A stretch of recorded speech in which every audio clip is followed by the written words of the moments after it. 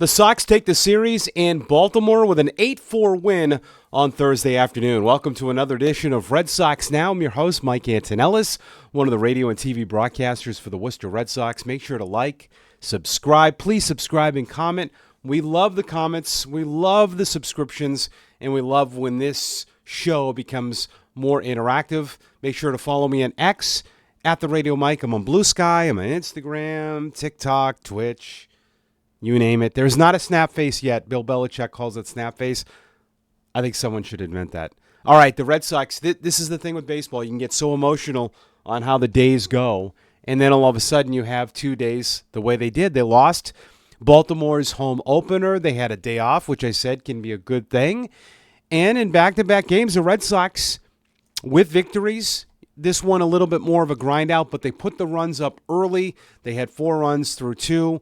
They had 11 hits. They hit home runs. They hit doubles. Kristian Campbell just continued. Now, this is tough to do. Despite the 4 innings that Tanner Houck went, he gets some backup, and that's something we'll talk about throughout the program. Nice job of the Red Sox, who win it 8-4. 3-4 on your opening road trip is actually good. I know that sounds crazy. You strive to play about 500 on the road. The one thing that has killed the Red Sox, we know this the last couple of years, the Red Sox, is the way they play at Fenway. Fenway Park's been a problem, and that cannot be. They have struggled at Fenway for reasons I don't know. Defensively, they've not seemed to play great at Fenway Park, but team's a little bit different right now. And how about this? They open the Fenway season on Friday afternoon against the Cardinals. Great opening matchup against St. Louis later today.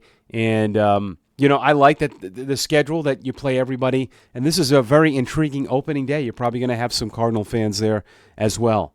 All right, as you saw, a Breggy bomb. Bregman hits his first home run in a Red Sox uniform and finishes 3 for 5 with a home run and 3 RBIs.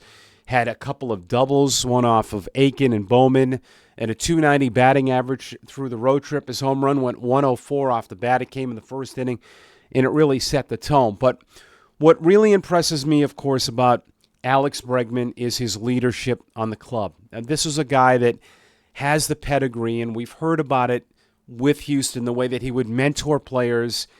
And you don't really know about guys until they're with you. I always thought that about Kevin Garnett of the Celtics. I never realized how much of a maniac Kevin Garnett was in a good way. The guy played every single night like it was his last game of the year. And I think Alex Bregman, now that we get to see him every day, you see what he brings. He has fun during the game, and I like that from a veteran. And he made an unbelievable start to a double play a couple nights ago, and he brings it defensively. That's what you have to really like about a veteran player is his work ethic defensively. And Bregman is a Gold Glover. And he had his best game with the Red Sox with 3 hits. But I think such a great move getting him in the offseason. And, I think we know the whole time the plan was for Bregman to be the third baseman. All right, the bullpen tosses 5 innings on just 1 run. Why is that so impressive? Because it's hard to do on the road. When your starter goes 4+, and I thought Tanner Houck's stuff was pretty good. He gave up 3 runs. He gave up a home run onto Cedric Mullins where he tried a sinker that was flat. Will Middlebrooks was talking about it on the radio.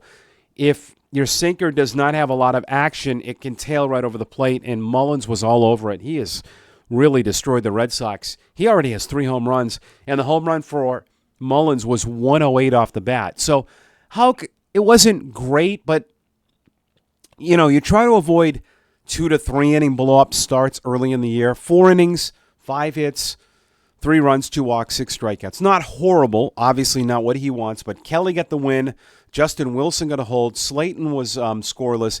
And then Whitlock allowed a run, but it came in the 9th inning, and I thought his stuff was really good. He was hitting 97 with that 2-seam fastball with a sinker. 2 innings, 3 strikeouts. Red Sox fan 11. Charlie Morton fan 10 over 5. Still gave, interesting line, gave up 6 hits, 5 runs, struck out 10, and gave up 2 home runs. Red Sox did score 3 off their bullpen. But when you're on the road and you get 5 scoreless, I'm telling you, that is really hard to do. And the Red Sox were able to do that. Plus, this is what's interesting about what a few more runs can do in that game. I think Alex Cora does go to Aroldis Chapman again and he's able to avoid him. This is what you can do offensively at times. You can create kind of a break and a separation of your bullpen where they get more days off.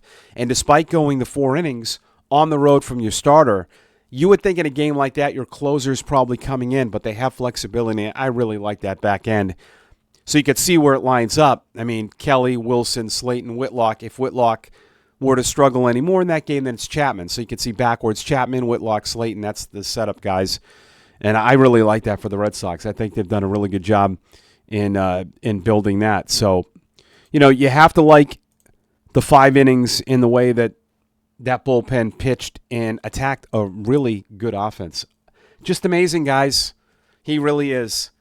What's interesting yesterday is that Kristian Campbell and Jackson Merrill of the Padres both got huge deals. Merrill got a 9-year deal from the Padres.